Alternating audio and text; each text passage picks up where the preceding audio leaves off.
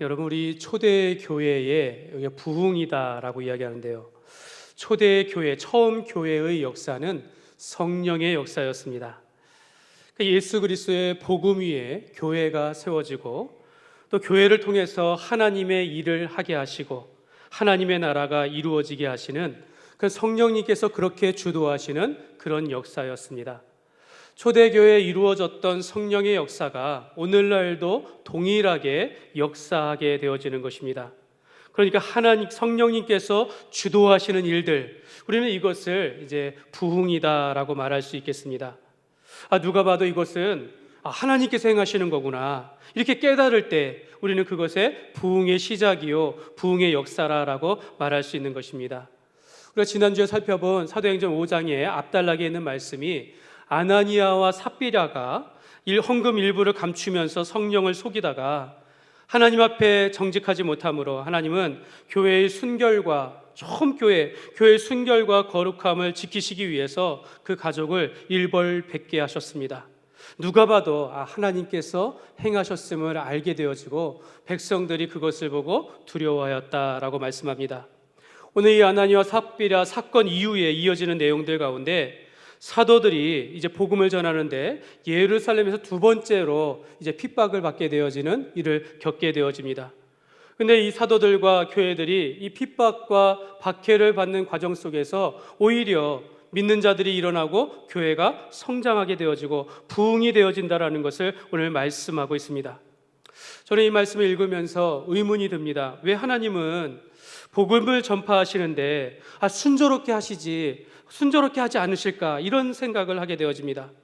하나님께서 하늘의 천군 천사를 동원하여서 사단의 권세를 결박하게 하고 가는 곳마다 형통하게 하시면 얼마나 쉬울까, 얼마나 좋을까, 이런 생각을 하게 하지만 여러분, 그것은 어디까지나 인간의 생각일 뿐이다라는 것입니다.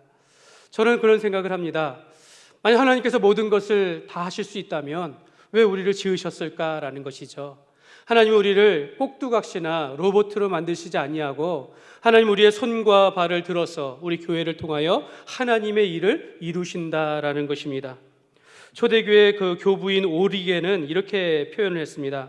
하나님은 악을 만들어내지도 않고 악에게 지배당하지도 않으신다. 다만 하나님은 자신의 선한 뜻을 위해 악을 이용하신다라고 말했습니다. 고통은 악하지만 그러나 그것을 사용하시는 하나님은 선하시다라는 것입니다. 때로 우리에게 마귀가 고통을 준다라고 우리가 여기지만 그러한 고통과 핍박과 어려움 속에서 하나님께서는 오늘 우리와 함께 하시고 우리를 지켜주시며 그 가운데 더 놀라운 일들을 이루어 가신다라는 것입니다. 처음 교회가 성장하는 과정 속에서 오히려 핍박과 박해의 그런 상황 가운데서 오히려 모든 것이 합력하여 선을 이루시면서 부흥을 이끌어 가시는 것을 우리가 보게 된다라는 것입니다. 사도들은 또 그 교회들은 그 유대인들의 핍박 가운데서 또 앞으로 보면 이제 기독교가 로마로부터 많은 핍박과 박해를 받는데, 그런데 그 가운데서 그리스도인들이 피를 흘리기까지 고통을 당하며 죽기까지 헌신하는 가운데 성령의 역사는 오히려 더 많이 일어나게 되어지고 또 가는 곳곳마다 전도의 열매가 맺게 되어지는 것을 우리가 역사적으로 보게 되어집니다. 여러분, 이 그림을 한번 보시기 바랍니다. 지난 6월 3일 날 상암 올림픽 경기장에서 약 7만 명의 성도들이 모여서 그 빌리그리암 약 50년 전에 빌리그리암 전도 집회가 있었던 것을 기념하여서 함께 예배드리는 모습입니다.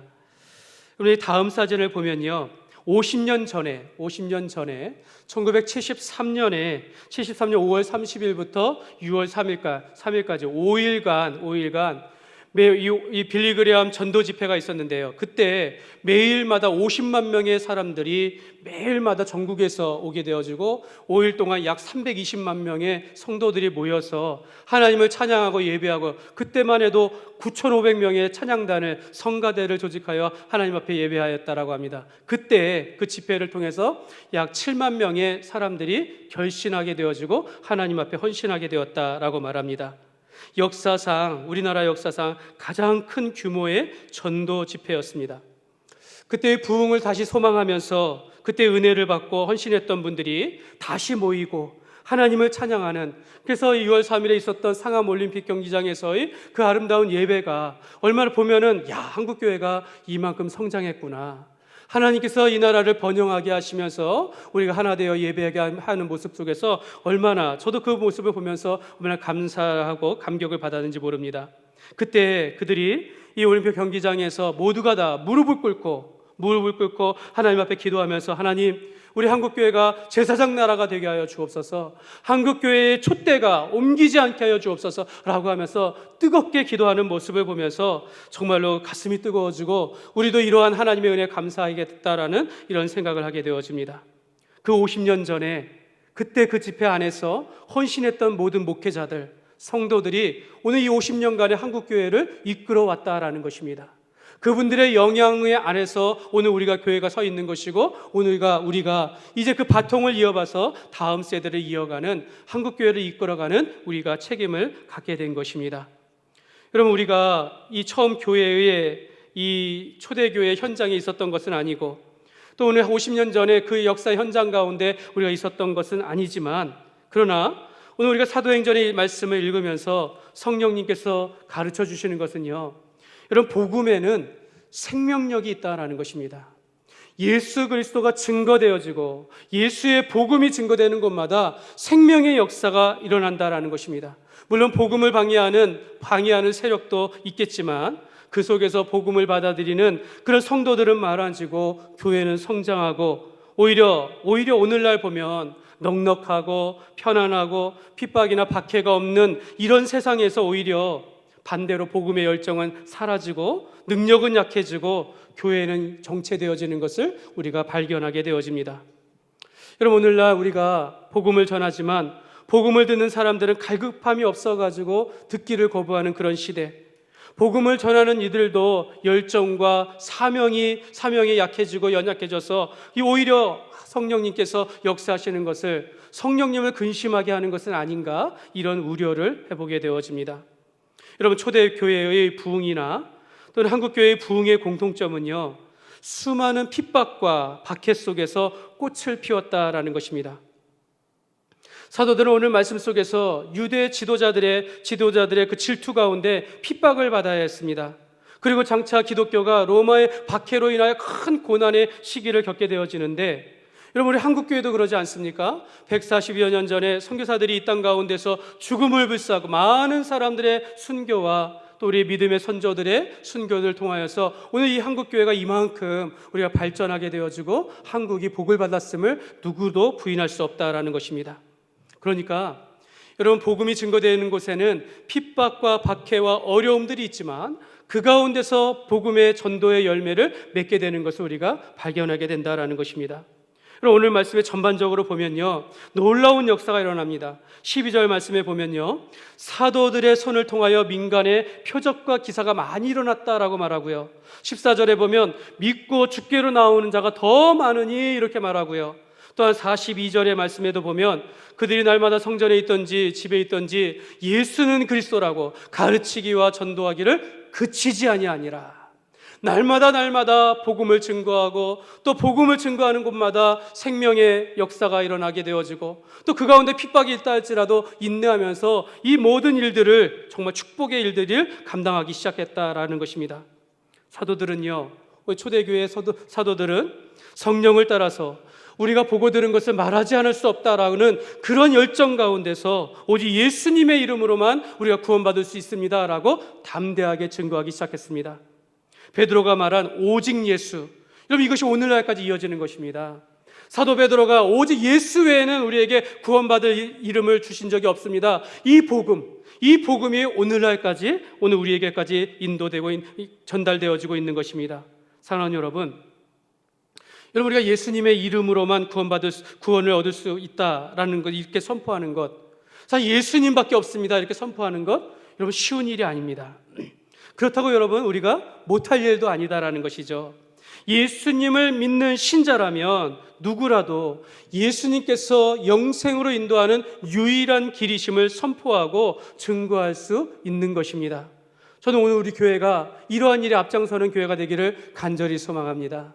오직 예수만 증거하는 복음 안에서 생명력 있는 그런 교회로 거듭나기를 간절히 소원합니다. 사랑하는 여러분, 오늘 우리가 부흥을 사모하기를 원합니다.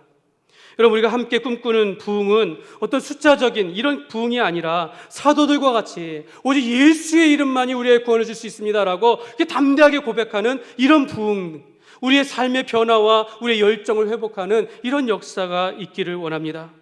오늘 말씀 속에서 사도들과 같이 핍박을 두려워하지 아니하고 복음을 증거하고 복음을 붙잡고 살리라는 이 열정을 회복하는 그런 은혜의 시간이 되었으면 좋겠습니다. 사랑하는 여러분, 우리가 사도들과 같이 복음의 열정을 가지고 그렇게 전하다 보면 여러분 놀라운 일들이 일어나는 것입니다. 오늘 말씀 속에서 사도들과 같이 복음의 증인이 되어질 때 어떠한 큰 은혜가 있을까? 여러분, 어떠한 큰 은혜를 경험하는지 오늘 우리 세 가지로 살펴보기를 원합니다. 첫 번째로, 여러분, 복음의 증인의 삶을 살아가는 자들에게는 기적과 같은 성령의 은혜를 체험하게 되는 것입니다. 이 베드로와 사도들은요, 이 대제사장과 그와 함께하는 유대 지도자들이 자신들을 감옥에 가두었습니다. 근데 그때 그 밤에 주의 사자가 옥문을 열었다라고 말합니다. 옥문을 열어서 그들을 인도하여서 주의 사자가 나타나 이 생명의 말씀을 백성들에게 말하라 라고 하는 음성을 듣고 순종하면서 나아가게 되어지는 이런 성령의 체험을 갖게 되어집니다. 사랑하는 여러분, 저는 지금도 성령님께서 이와 같은 옥문이 열리는 일들이 일어날 수 있다라고 저는 믿습니다. 지금도 명자가 나음과 같이 표적과 기사가 일어난다라는 것을 저는 믿습니다. 오늘 말씀에 보면 사도들의 손을 통하여 민간의 표적과 기사가 일어났다라고 말씀합니다. 여러분, 사람의 상식으로 일어날 수 없는 일들이 일어나는 것을 우리가 기적이다라고 말합니다. 사람이 행하지 않으면 누가 행하겠습니까? 하나님께서 행하시는 거죠. 사도들의 손을 통하여서 하나님께서 역사하신다라는 그런 뜻이다라는 것입니다. 오늘도 여러분, 우리의 손을 통하여서 이런 기적과 같은 성령의 은혜가 일어날 수 있다라는 것을 여러분 믿으시기를 바랍니다. 여러분, 그런데 조건이 하나 있습니다. 그것은 바로 주의 복음이 증거되는 곳에 성령님께서 역사하신다라는 것입니다. 주의 복음이, 주의 말씀이, 주의 복음이 증거되는 곳에 성령님께서 역사하신다라는 것입니다. 오늘 우리는 기적을 쫓아서 우리가 기도원이나 집회 이런 데 쫓아가지 않습니까? 여러분, 우리가 기도를 많이 하고 헌금을 많이 드리면 하나님께서 내 병을 고쳐주실 것이야, 이런 기적 소망하지 않습니까? 누군가가 신유의 은사가 있으면 찾아간다라는 것입니다. 물론 여러분, 형편이 어렵고 아픈 분들 간절히 기도해서 나음을 입고 하나님 앞에 은혜를 입어서 형편이 나아지는 것, 여러분 저도 간절히 소원하고 그렇게 바랍니다. 그런데 오늘 말씀은 거기에 초점이 있지 않습니다. 사도 바울이 우리가 보고 들은 것을 말하지 않을 수 없다라고 하면서 예수의 복음을 전하는데 그 가운데서 성령님께서 기적과 같은 역사를 일으키신다라는 것입니다. 그러니까 복음의 현장에 기적이 일어난다라는 것입니다. 오늘 우리 교회가 복음을 증거함으로 복음의 현장에서 기적을 경험하는 그런 교회가 되시기를 주님의 이름으로 축복합니다. 사도 베드로는 복음을 전하다가 옥문이 열리는 체험을 하게 됩니다. 사도 바울은 드로아에서 말씀을 가르치고 복음을 전하다가 그 밤늦도록 말씀을 가르치는 중에 한 청년이 그 창가에 걸터 앉다가 3층에서 떨어져서 죽게 되었어요. 그때 사도 바울이 꼭 껴안고 기도할 때 그가 생명이 돌아왔다라고 말씀하는 그런 경험을 하게 됩니다. 사도 바울은 풍랑 중에 주님께서 지켜주시는 경험을 하였고 독뱀에 물리고도 아무렇지도 않은 경험을 하기도 했다라는 것입니다. 예수님의 제자 중에 빌립은 길을 가는 중에 주의 사자의 음성을 듣게 됩니다. 내가 가서 저 에디오파에선 한 내시를 만나라. 지금 그가 예루살렘으로 예배하러 가고 있다. 그 음성을 듣고 찾아가서 그 내시에게 복음을 증거함으로 그가 예수님을 믿게 되어지는 이런 놀라운 체험을 하게 되어집니다. 여러분, 우리가 복음을 증거하는 중에 성령의 기적을 체험하기를 원하는 것입니다. 여러분, 아무 일도 하지 아니하고 그냥 기도만 한다라고 해서 기적이 일어나는 것을 바라는 것이 아니라 여러분, 우리가 전도하기를 힘쓰면서 여러분, 우리가 주의 일을 하다가 이런 기적을 체험해야 한다라는 것입니다. 우리가 주님을 위하여 살아가다가, 우리가 주님을 위하여 복음을 증거하고 오직 예수만 우리가 증거하며 살아가다가 그 속에서 성령의 음성을 듣고 성령의 인도하심을 받고 하나님께서 우리와 함께 하시는 그런 기적을 체험하기를 원하는 것입니다. 사랑하는 여러분, 성령님께서 오늘 우리가 주님을 위해서 말하고 일하도록 인도해 주십니다. 여러분, 우리가 전도하는 중에 가장 귀한 체험이 무엇이겠습니까? 사람의 변화입니다. 여러분, 우리가 한 곳이라고는 때로는 전도지를 나눠주거나 또 내가 가지고 있는 거 가지고 다른 사람 돕지 않습니까?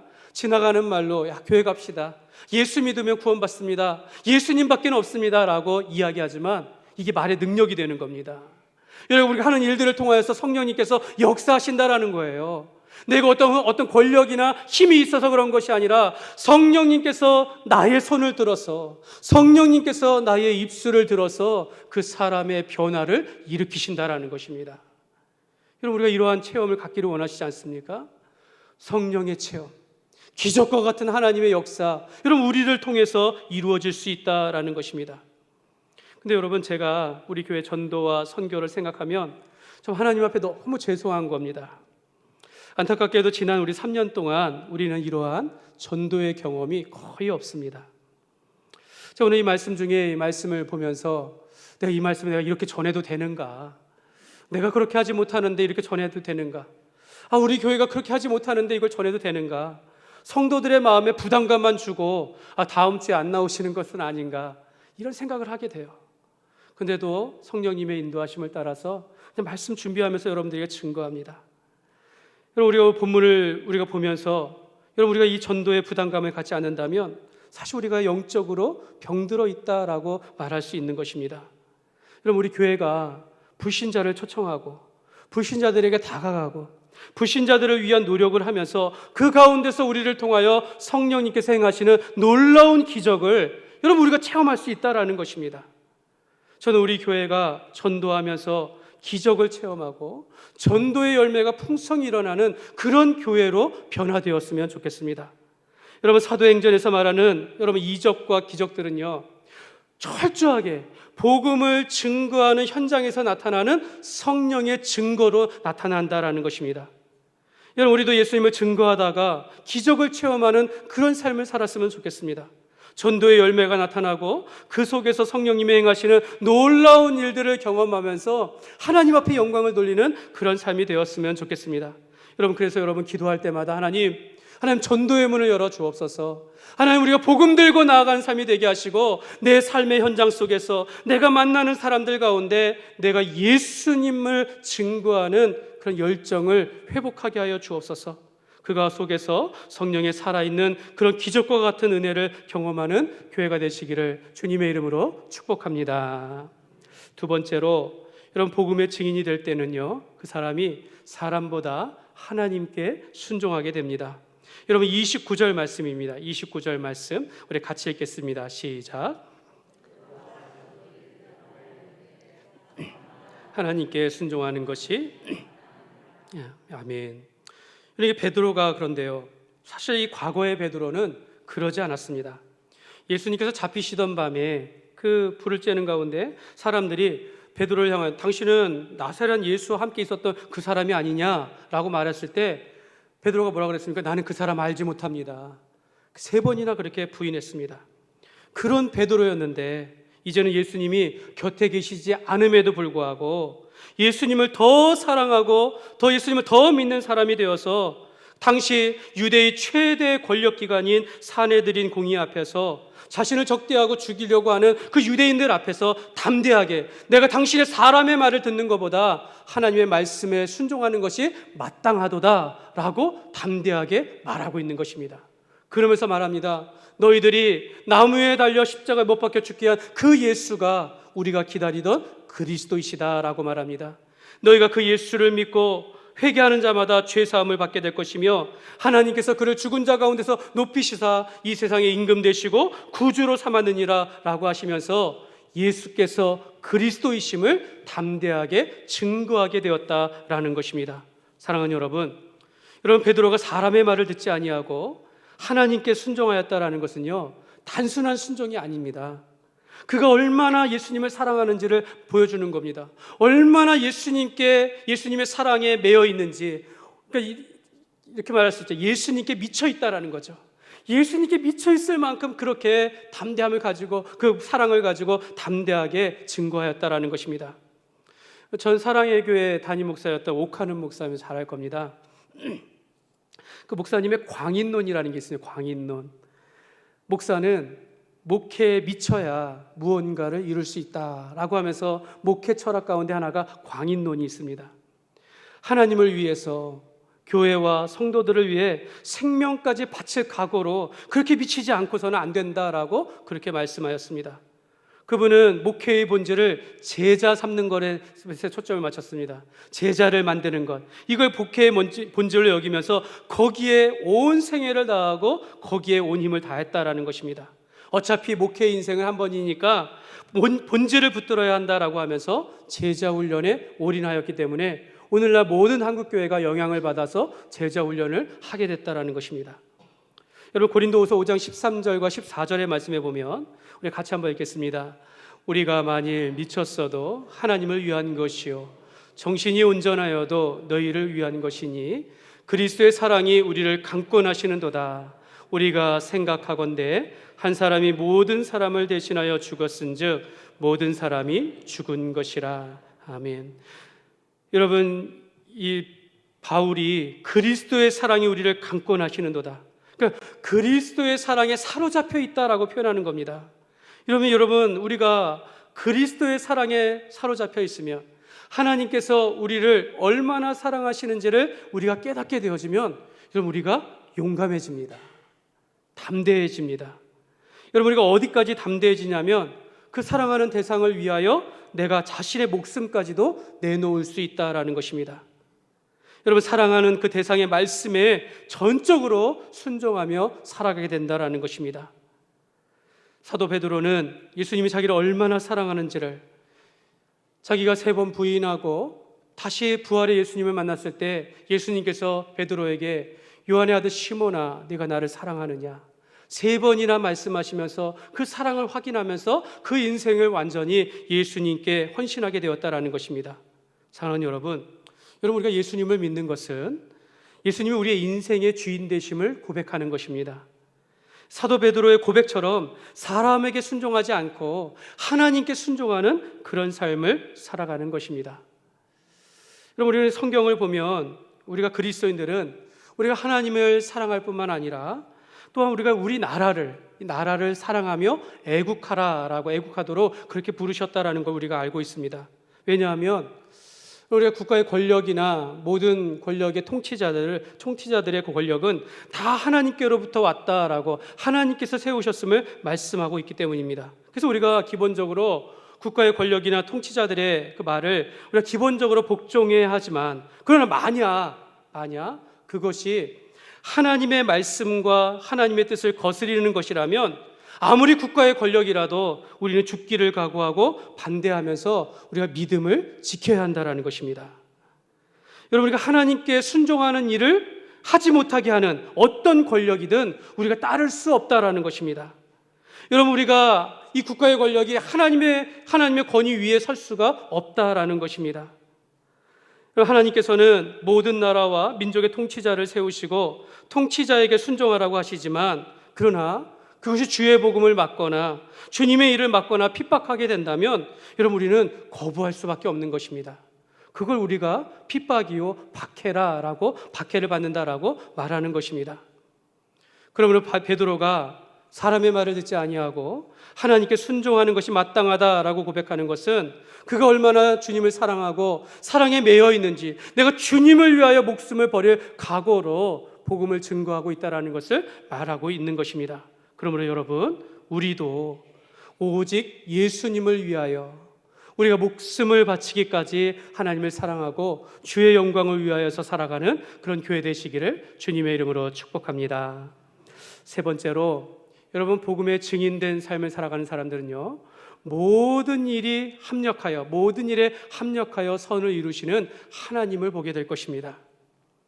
오늘 말씀 중에 사도들은요, 꼼짝없이 죽을 수밖에 없는 그런 상황에 직면하게 되어집니다. 사도들은 담대하게 그리스도의 십자가와 부활을 증거했습니다. 그리고 많은 사람들이 복음을 듣고 거듭나고 받아들였습니다. 그런데 이 사도들을 반대하는 유대인의 지도자들, 제사장들은 이 사도들의 말이 듣기가 싫어가지고 그들을 적대하면서 잡아서 죽이려고 했다라는 죽이려고 했다라는 것입니다. 그러니까 한쪽은 물러설 기미가 없어요. 사도들은 끝까지 복음을 전하려고 하고, 또 반대편은 끝까지 사도들을 죽이려고 하는, 꼼짝없이 죽을 수밖에 없는 그런 상황이었다라는 것입니다. 여러분, 이럴 때 우리가 어떻게 해야 하겠습니까? 사도들은 주님을 위해 죽기를 각오하고, 사도들을 반대하고 핍박하는 유대 지도자들은 반드시 죽이려는 그런 상황이다라는 것입니다. 여러분, 이럴 때 하나님께서 어떻게 일하시는지를 우리가 믿음으로 바라볼 수 있어야 한다는 것입니다. 하나님은 이걸 피할 수 있도록 사도들에게 지혜를 주신 것도 아니고, 사도들을 반대하는 유대인들을 하나님께서 진노하시는 것도 아니고, 오히려 제3자의 인물을 택하셔서 그 상황을 모면하게 하신다는 것입니다. 오늘 말씀에 보면, 오늘 읽은 말씀 가운데 보면 유대인들이 존경하는 가말리엘이라는 지도자가 나옵니다. 사실 이 가말리엘이라는 사람은 학자이고, 또 유대인들로부터 존경을 받는, 백성들로부터 존경을 받는 그런 높은 원로 같은 그런 사람이었다라는 것입니다. 그가 사도들과의 논쟁으로 흥분한 유대인들 앞에서 말하는 것입니다. 이 사람들에게 어떻게 하려는 것, 그렇게 간섭하지 말라라는 겁니다. 사도들이 행하는 것 간섭하지 말라는 겁니다. 사실 가말리엘은 이 유대인들의 편에 서 있고 율법의 학자이지만 그렇게 말했다라는 겁니다. 그게 왜 그러냐면, 만약 우리가 이 사도들이 하는 말이 사람으로 났다면 그들은 저절로 무너질 것이 아니냐. 그러나 만약 하나님께로부터 나서 사도들이 그렇게 말한다라면 우리가 하나님을 적대하는 것이 아니냐라고 하면서 그냥 내버려 두어라 라고 하면서 그 문제가 해결됐다라는 것입니다. 하나님께서는 이처럼 사람으로서는 생각하지 못하는 방법으로 사도들을 지켜주셨다라는 것입니다. 만약 우리가 이런 위험과 절망스러운 상황에 직면했을 때, 여러분, 우리는 어떤 마음가짐을 가져야 할까요? 내가 선을 행했는데 고난을 당했어요. 내가 일을 잘하고도 오해를 받았어요. 내가 말씀에 순종하며 살았는데도 오히려 불행의 연속입니다. 여러분, 이럴 때는 우리가 어떤 마음가짐을 가져야겠습니까? 여러분, 이런 상황에 직면했을 때 여러분, 우리가 꼭 기억해야 할 것이 있습니다. 하나님은 여전히 그의 자녀들과 함께 하시고 지켜주신다라는 것입니다. 하나님은 모든 일에 합력하여 선을 이루신다라는 것입니다. 로마서 8장 28절 말씀에 보면 우리 같이 읽겠습니다. 우리가 알거니와 하나님을 사랑하는 자 곧 그의 뜻대로 부르심을 입은 자들에게는 모든 것이 합력하여 선을 이루느니라. 아멘. 사랑하는 여러분, 이것이 하나님께서 우리를 향한 마음입니다. 그래서 이렇게 표현해요. 하나님의 본심이 이것이다. 우리가 불행하거나 우리가 고난을 당하거나 우리가 어려운 일이 당해도 하나님의 본심은 모든 것을 합력하여 결국에는 선을 이루신다라는 것입니다. 그러니까 여러분, 우리가 어려움과 고난과 불행한다라고 할 때 낙심하지 마십시오. 여러분, 하나님께서는 반드시 우리를 들어서 하나님의 뜻을 이루신다라는 것입니다. 여러분, 요셉의 인생이 그랬습니다. 여러분, 요셉은 10대에 자기 형들에게 미움을 받아서 애굽의 종으로 팔려갔습니다. 요셉은 자신의 불행의 이유를 알지 못한 채 애굽의 보디발 장군의 집에 들어가서 종살이 노릇을 했습니다. 나중에는 오해를 받아 왕의 감옥에까지 떨어지는 그런 인생의 나락을 경험했다라는 것입니다. 만약 외부에서 요셉의 인생을 평가했으면, 그 사람은 진짜 불행한 인생이었어. 그 사람의 젊은 시절은 너무너무 힘들고 마치 하나님께 버림받은 인생이었다라고 생각할지도 모르겠습니다. 근데 여러분, 성경에 보면 창세기 39장 2절 말씀에 보면 이렇게 말합니다. 여호와께서 요셉과 함께 하심으로 그가 형통한 자가 되어 그의 주인 애굽 사람의 집에 있으니. 요셉의 신분은 변한 게 없습니다. 여전히 종이고 여전히 하인입니다. 외국에서 떠밀려온 그런 인생인데 하나님께서 그와 함께 하신다라고 말하고 하나님이 그의 인생 가운데 형통하게 하셨다라고 말씀하고 있는 것입니다.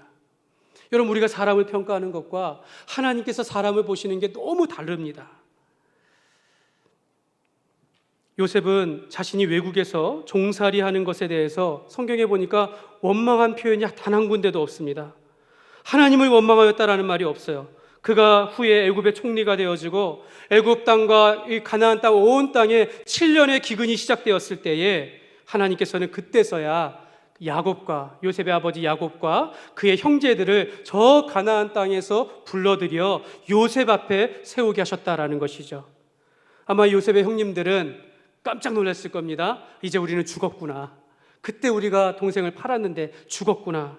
근데 여러분, 요셉은 형님들을 보면서 이렇게 말합니다. 창세기 50장 20절 말씀에 보면 같이 읽겠습니다.